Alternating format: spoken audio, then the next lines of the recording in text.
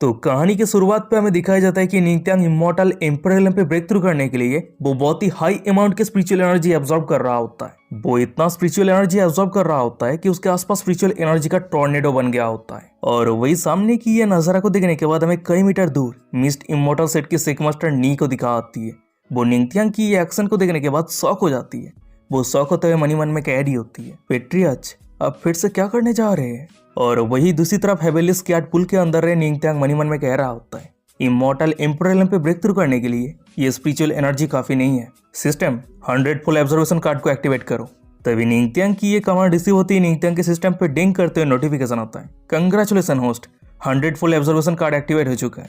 आप 100 गुना तेजी के रफ्तार के साथ स्पिरिचुअल एनर्जी एब्जॉर्ब कर रहे हैं। सिस्टम की ये नोटिफिकेशन आती है। निंगत्यांग के स्पिरिचुअल एनर्जी एब्जॉर्ब करने का स्पीड इतना बढ़ जाता है कि मिस्ट इमॉर्टल सेट के मैक्सिमम स्पिरिचुअल एनर्जी निंगत्यांग के पास आके इकट्ठा होने लगता है। निंगत्यांग की ये एक्शन को देखने के बाद सिक मास्टर नी चिंता करते हुए चिल्लाते हुए कह रही होती है, पेट्रियाच आप ये क्या कर रहे हैं।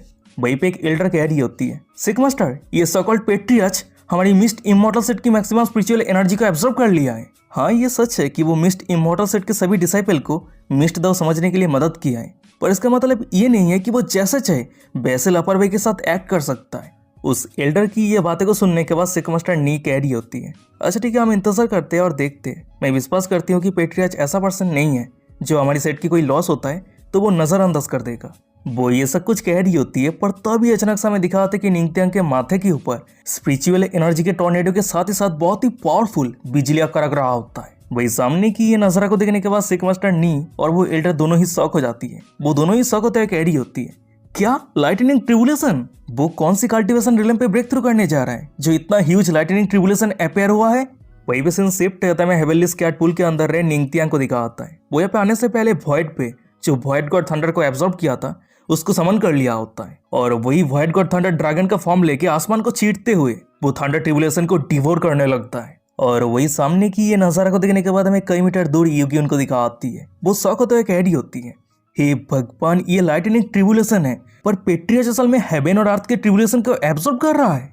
उसकी ये बातें को सुनने के बाद साइड पर प्रिंसेस ईवी कह रही होती है, मैं विश्वास नहीं कर पा रही हूँ कि पेट्रियाच के void God thunder heavenly tribulation thunder से कई गुना ज्यादा स्ट्रांग है। वो ये सब कुछ कह रही होती है, पर तभी अचानक से निंगत्यांग मिस्ट इमॉर्टल सेट के सभी स्पिरिचुअल एनर्जी को एब्जॉर्ब कर लेता है। और वही एब्जॉर्ब करने के कारण उस जगह पे जितना सारा पेड़ पौधे रहता है वो सब कुछ सूखा पड़ जाता है। वो पूरा एरिया रेगिस्तान बन जाता है। तभी मिस्ट इमॉर्टल सेट की ऐसी हालत को देखने के बाद प्रिंसेस ईवी कह रही होती है, खत्म, सब कुछ खत्म।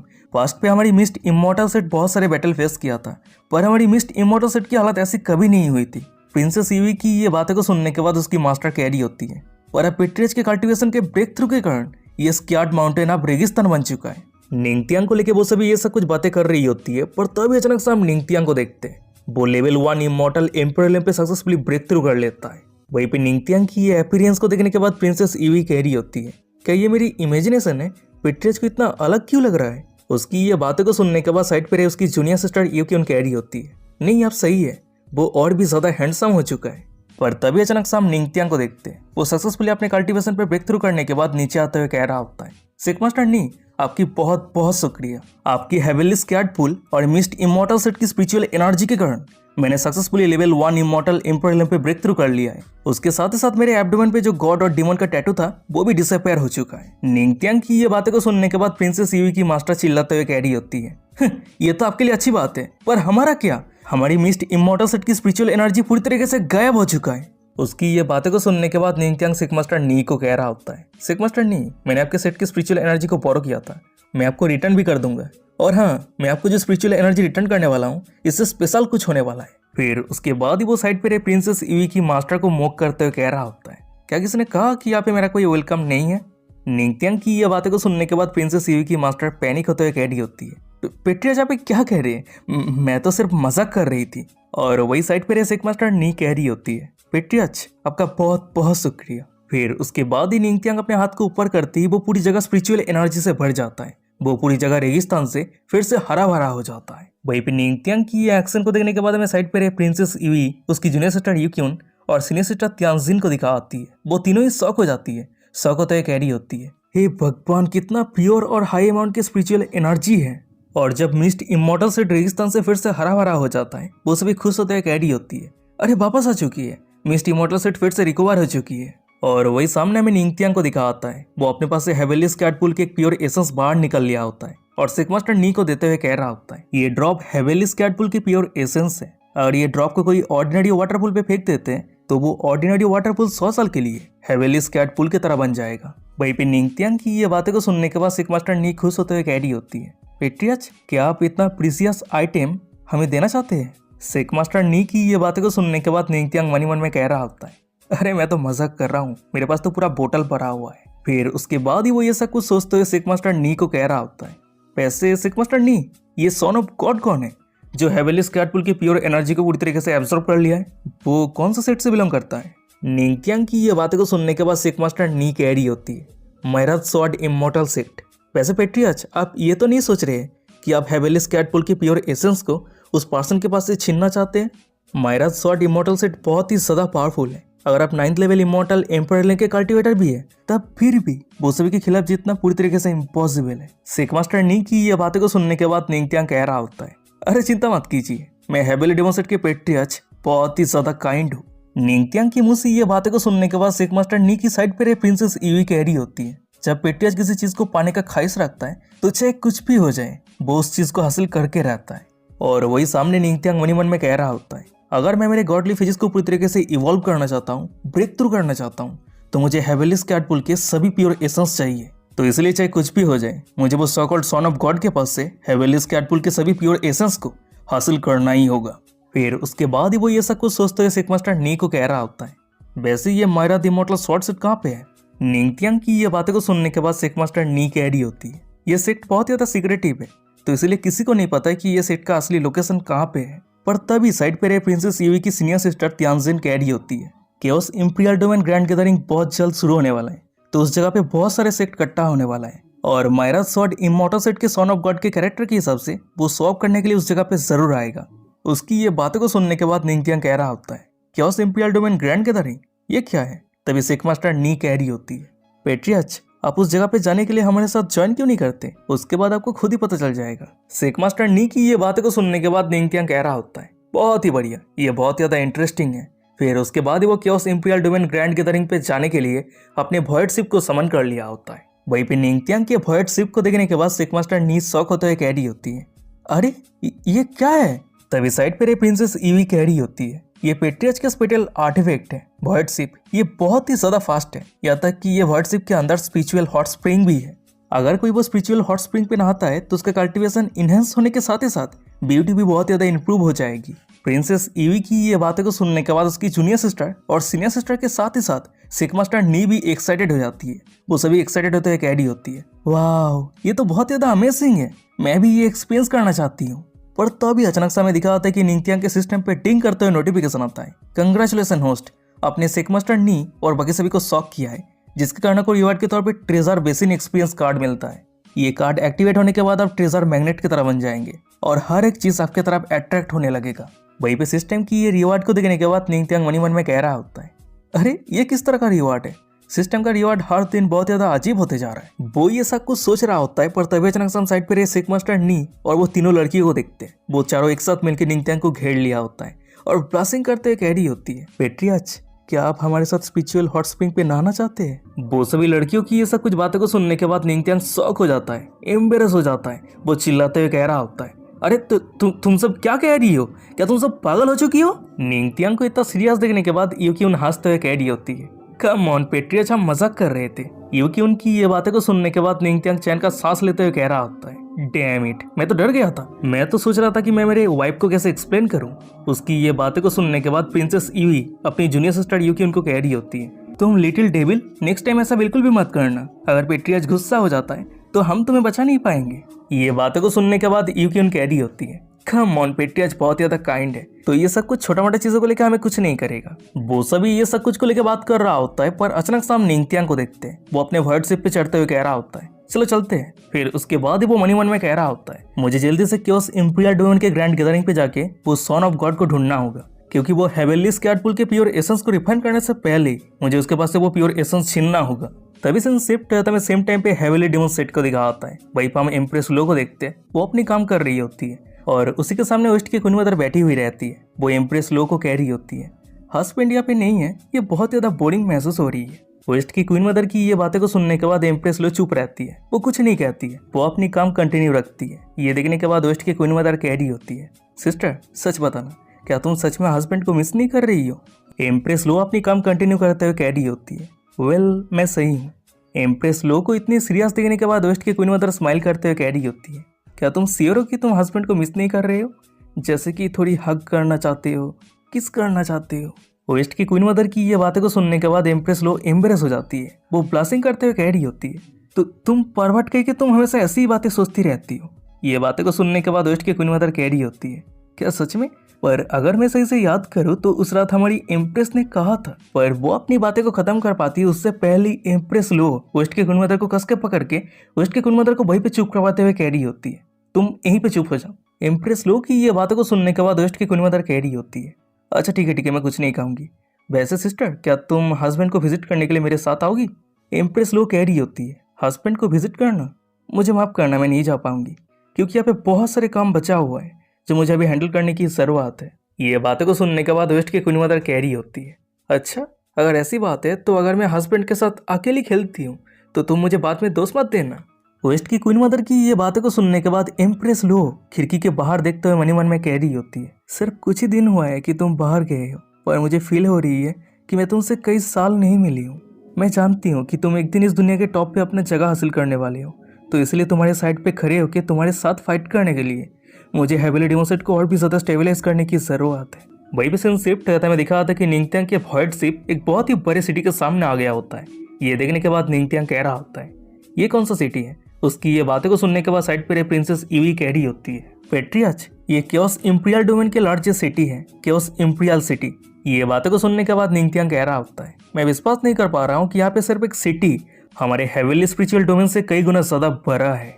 निंगत्यांग की ये बातों को सुनने के बाद प्रिंसेस ईवी कह रही होती है, हेवेली स्पिरिचुअल डोमेन के अंदर हर एक पावरफुल फोर्स के ऊपर रूल्स होता है, पर ये केओस इंपीरियल सिटी के अंदर कोई भी रूल्स नहीं है। निंगत्यांग कह रहा होता है, क्या ये सिटी पे कोई रूल्स नहीं है? ये एक फ्री सिटी स्टेट है, तो फिर क्या हजारों सालों में कोई भी नहीं है जो ये सिटी को कंट्रोल कर पाया है? उसकी ये बातों को सुनने के बाद प्रिंसेस ईवी कह रही होती है, वेल ह्यूमन रेस के पावरफुल बीइंग जो गॉड रिलेम के कल्टीवेटर है वो सभी ये सिटी के ऊपर नजर कराए बैठा हुआ है, तो वो कौन है जो ये सिटी को कंट्रोल करने का हिम्मत कर सकता है? प्रिंसेस ईवी की ये बातें को सुनने के बाद निंगत्यांग खुद ही खुद से कह रहा होता है, बिना बादल के आसमान कई माइलों तक फैला हुआ है, पर हेवन पे गॉड कब आएगा? फिर उसके बाद ही निंगत्यांग मन में कह रहा होता है, 9 स्पिरिचुअल डोमेन में से हेवेली spiritual domain chaos imperial city से पावरफुल नहीं है, तो फिर हेवेली स्पिरिचुअल डोमेन को 9 पावरफुल डोमेन में से क्यों माना जाता है? क्या ये हो सकता है कि हेवेली स्पिरिचुअल डोमेन के अंदर कोई सीक्रेट है जो हमें नहीं पता? फिर उसके बाद ही वो ये सब कुछ सोचते हुए उसका वॉइड शिप सिटी के अंदर एंटर करता है। तभी निंगत्यांग के वॉइड शिप को देखने के बाद भाई जितने सारे लोग रहता है वो सभी शॉक हो जाता है। एक बंदा शॉक होते हुए कह रहा होता है, व्हाट द हेल, ये क्या है? ये एक फ्लाइंग बोट है। वहीं पे एक दूसरा बंदा कह रहा होता है, डैम इट, ये तो बहुत ज्यादा कूल है, उस बंदे को बहुत ज्यादा हैंडसम लग रहा है। वो सभी ये सब कुछ को लेकर बात कर रहा होता है, पर अचानक समय दिखा होता है कि वॉइड शिप के अंदर से निंगत्यांग के साथ ही साथ चारों लड़कियां नीचे उतर आती है। तभी चारों लड़कियों की ब्यूटी को देखने के बाद भाई पे जितने सारे लोग रहता है वो सभी शॉक होते हुए कह रहा होता है, अरे ये तो मिस्ट इमॉर्टल सेट है। कहा जाता है कि मिस्ट इमॉर्टल सेट पे बहुत सारे ब्यूटी है, यहाँ तक कि मिस्ट इमॉर्टल सेट की सिक मास्टर और भी ज्यादा ब्यूटीफुल है। आज खुद का आंखों से देखने के बाद मुझे विश्वास हो चुका है कि ये सच है। वैसे वो चारों ब्यूटी के साथ जो हैंडसम यंग मैन नीचे उतर रहा है वो असल में कौन है? फिर उसके बाद निंगत्यांग और चारों लड़कियां नीचे उतर आती है। वहीं पे प्रिंसेस ईवी कह रही होती है, पेट्रियाच ग्रैंड गैदरिंग शुरू होने में अभी तक एक दिन बचा हुआ है, तो कुछ दिन के लिए यहाँ पे रहने के लिए हम एक जगह ढूंढने के लिए जा रहे हैं, क्या आप हमारे साथ आएंगे? ये बातें को सुनने के बाद निंगत्यांग कह रहा होता है, नहीं इसकी कोई ज़रूरत नहीं है, ये सब कुछ तुम सभी हैंडल करो, और मेरे लिए एक रेयर अपॉर्चुनिटी है, तो इसलिए मैं केओस इंपीरियल सिटी को देखना चाहता हूँ। निंगत्यांग की ये बातें को सुनने के बाद सिक मास्टर नी प्रिंसेस ईवी को कह रही होती है, ईवी तुम पेट्रियाच के साथ जाओ और यहाँ पे रहने का जगह मैं ढूंढ लूंगी। प्रिंसेस ईवी कह रही होती है, अच्छा ठीक है सिक मास्टर, पर तभी साइड पे यूक्यून कह रही होती है, केओस इंपीरियल सिटी पे मेरी भी पहली बार है, तो इसलिए मैं भी पेट्रियाच के साथ घूमना चाहती हूँ। फिर उसके बाद ही प्रिंसेस ईवी और यूक्यून निंगत्यांग के पीछे पीछे वहां से जाते हुए कह रही होती है, पेट्रियाच चलिए चलते हैं। तभी उन तीनों के वहां से जाने के बाद सिक मास्टर नी अपने पीछे रहे प्रिंसेस ईवी की सीनियर सिस्टर त्यांजिन को कह रही होती है, त्यांजिन अगर तुम चाहती हो कि पेट्रियाच तुम्हारी क्लैन को मदद करे तो तुम्हें जितना जल्दी हो सके पेट्रियाच को यह बताने की जरूरत है, क्योंकि पेट्रियाच के जैसा ग्रेट फिगर हमेशा के लिए यहाँ पे नहीं रहने वाला है। वहीं पे सीन शिफ्ट रहता है, निंगत्यांग प्रिंसेस ईवी और यूक्यून को दिखाती है, वो तीनों रास्ते पे पैदल चल रही होती है।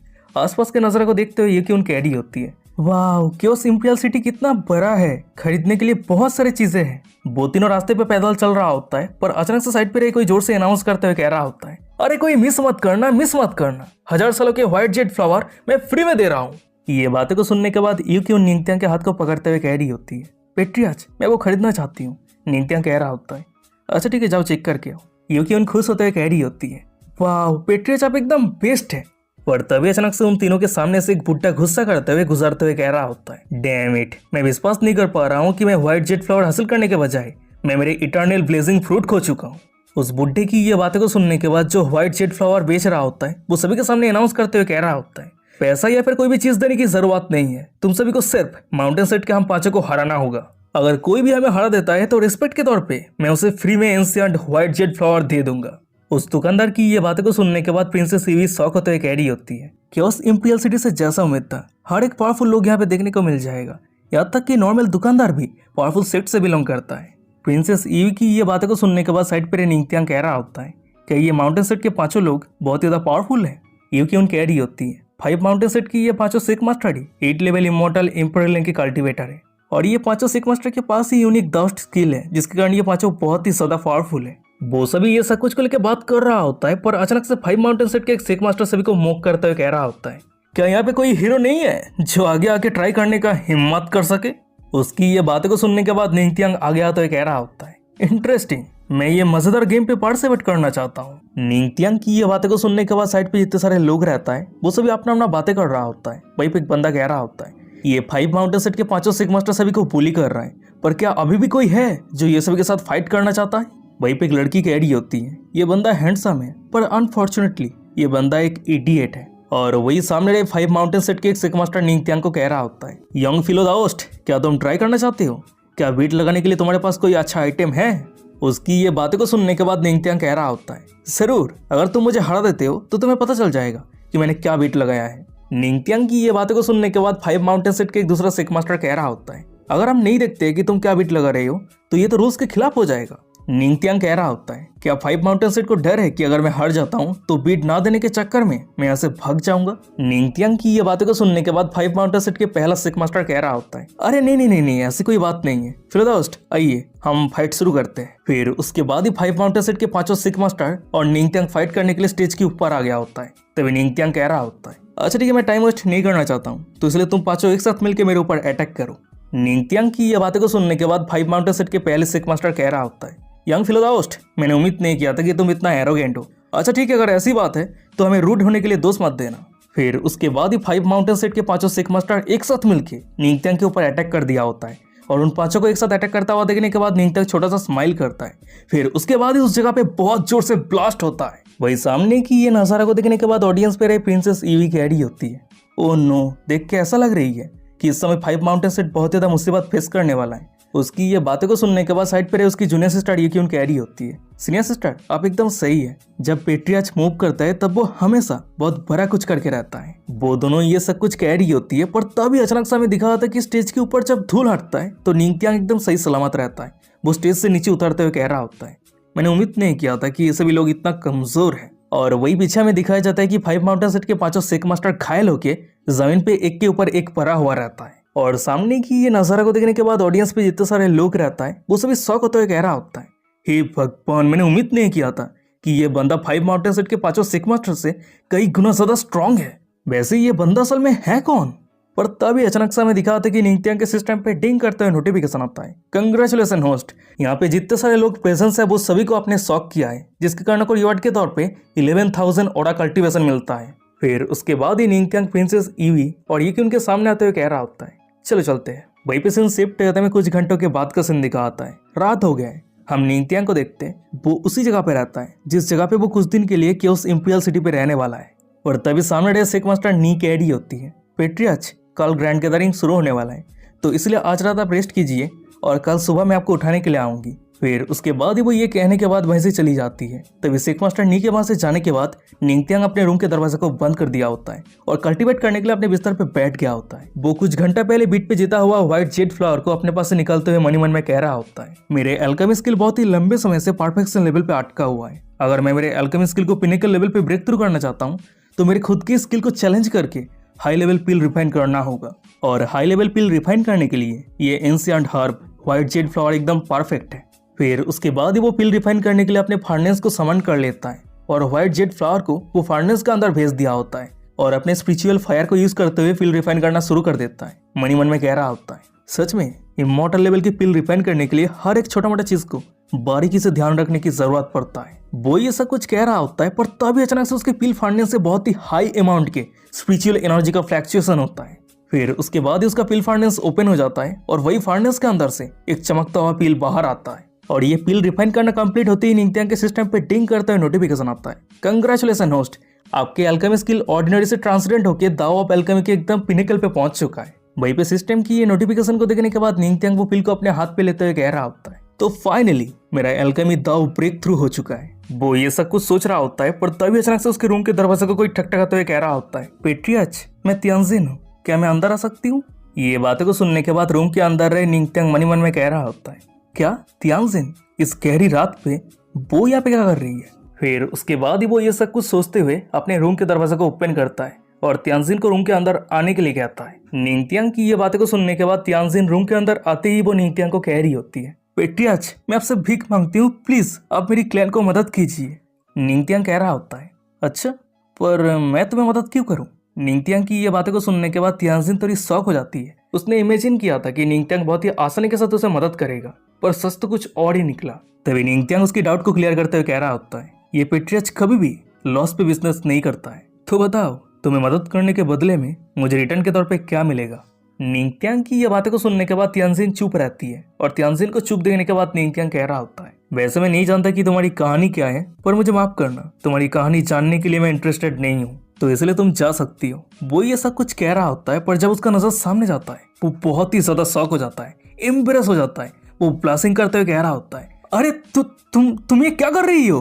तभी हमें दिखाया जाता है कि निंगत्यांग इतना शॉक और एम्बेरस इसलिए हो गया होता है क्योंकि सामने वाले तियांजिन अपने सभी कपड़े को खोल दिया होता है और पूरी बिना कपड़ों के निंगत्यांग के सामने खड़े होकर कह रही होती है, पेट्रियाच, मैं एक वर्जिन हूँ, मेरी बॉडी मून फॉक्स की है, तो इसलिए अगर आप मेरे साथ ड्यूल कल्टीवेट करते हैं तो आप मूनलाइट की एनर्जी को एब्जॉर्ब कर सकते हैं।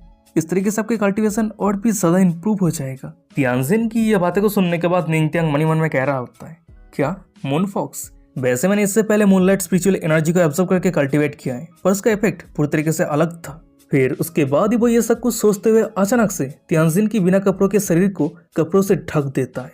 तभी निंगत्यांग की ये एक्शन को देखने के बाद तियांजिन और भी ज्यादा शॉक हो जाती है, वो सैड हो जाती है, वो रोते हुए कह रही होती है, पेट्रियाच, क्यों, क्या मैं सुंदर नहीं हूँ? तियांजिन की ये बातें को सुनने के बाद निंगत्यांग एक सीरियस फेस बनाते हुए कह रहा होता है, नहीं, तुम बहुत ही ज्यादा सुंदर हो, तुम्हारी फिगर भी बहुत ही बढ़िया है, पर अनफॉर्चुनेटली मैं इंटरेस्टेड नहीं हूँ। और सबसे बड़ी बात, ये मून फॉक्स बॉडी क्या है, क्या तुम इंसान नहीं हो? और गाइस यहीं पे आज का एपिसोड खत्म हो जाता है। वीडियो कैसा लगा मुझे कमेंट करके जरूर बताना। अगर ये सीरीज अच्छा लग रहा है तो चैनल को सब्सक्राइब कर दो, और हाँ, अभी तक हमारे इंस्टाग्राम पे फॉलो नहीं किया तो वीडियो के डिस्क्रिप्शन में लिंक मिल जाएगा, जाकर फॉलो कर लेना। और टेलीग्राम पे भी ज्वाइन नहीं किया तो @MrJaintEnemy है आईडी का नाम, टेलीग्राम पे जाके सर्च कर लेना, मिल जाएगा, जाके ज्वाइन कर लेना। और अभी तक हमारे मेन चैनल पे भी न्यू एपिसोड नहीं देखा है तो जल्दी से जाके देख लो। तो चलो आज का एपिसोड ये पे खत्म करते हैं, मिलते हैं कोई और एक इंटरेस्टिंग एपिसोड के साथ। तब तक के लिए सायनारा, बाय बाय, टाटा।